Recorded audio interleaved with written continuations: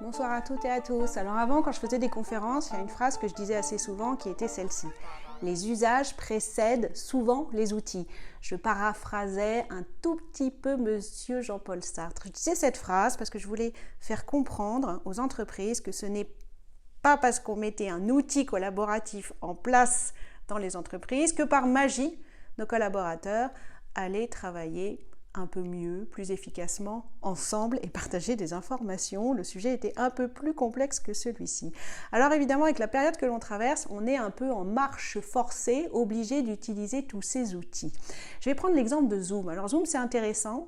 On peut à la fois intervenir devant son équipe ou devant des collaborateurs et en même temps, ils ont la possibilité de poser des questions, ce qui est vraiment très riche et ça rend tout de suite le format beaucoup plus interactif, participatif, contributif. Voilà. On peut aussi organiser des salles, des sous-groupes pour faire travailler les différents collaborateurs sur différents thèmes. Ça aussi, c'est très intéressant. On est tout de suite dans la construction. Et puis surtout, comme c'est en visio, on a besoin de beaucoup de se concentrer, donc il faut que ça dure entre 45 minutes et 1 heure. Alors ça serait très bien que ça puisse évoluer comme usage en France pour mettre fin à notre réunionnite aiguë.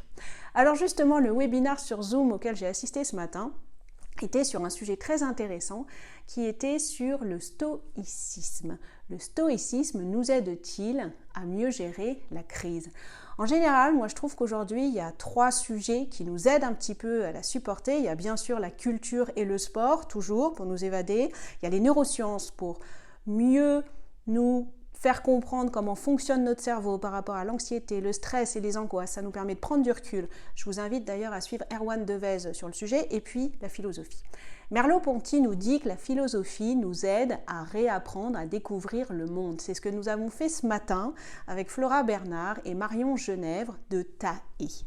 Alors, lors de ce webinaire, on a abordé ce fameux courant du stoïcisme. Le stoïcisme, j'ai retenu 2 choses. La première, c'est qu'il nous dit: essayez de distinguer dans votre vie, dans les situations que vous allez rencontrer, ce qui dépend de vous de ce qui ne dépend pas de vous. La deuxième chose, c'est de distinguer aussi l'impulsion d'agir, les efforts que vous allez faire pour vous mettre en mouvement du résultat de cette action. J'ai envie de vous dire la performance, le résultat, la productivité. Alors tout de suite, évidemment, nous avons demandé à Flora et à Marion si elles connaissaient des dirigeants d'entreprise et des managers qui étaient inspirés par cette école du stoïcisme. Parce que si demain, on imagine des entreprises peut-être un peu plus concentrées sur les efforts qu'on déploie, sur le mouvement et pas forcément uniquement sur le résultat, on aura peut-être des entreprises avec plus de sens. Alors depuis la loi Pacte, on parle déjà d'entreprises à mission, à la fois sur le terrain de l'environnement, à la fois sur le terrain social. Dans la vidéo hier, j'abordais la notion d'utilité sociale que j'ai finalement échangé avec Mélanie Mantel, comme je vous le disais hier, et on va poursuivre d'ailleurs nos discussions.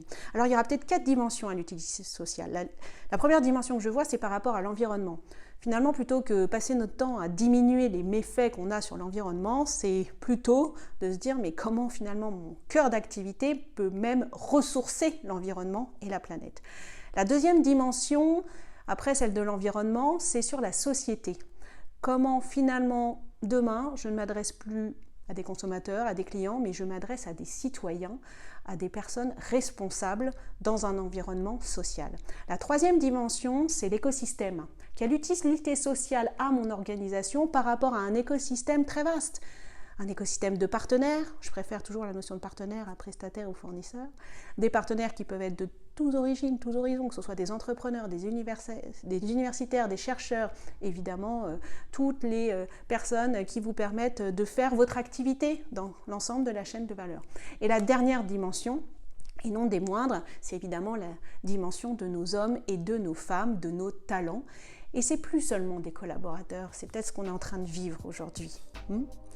Dans nos vies privées, vies professionnelles qui sont en train d'être fusionnées. C'est d'abord et avant tout des individus avec leur façon de vivre, leur façon de s'épanouir, avec leurs émotions, avec peut-être une plus forte attention à tout ce qui est vulnérabilité. Vous savez, ce vilain mot qu'on n'utilise pas beaucoup dans les organisations.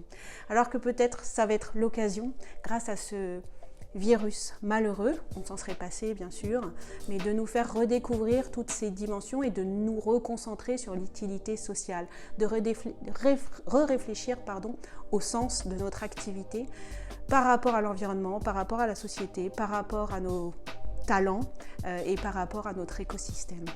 J'avais une conférence, et je terminerai là-dessus, avant, qui s'appelait « L'intelligence artificielle redonne-t-elle un sens à l'humanité ?»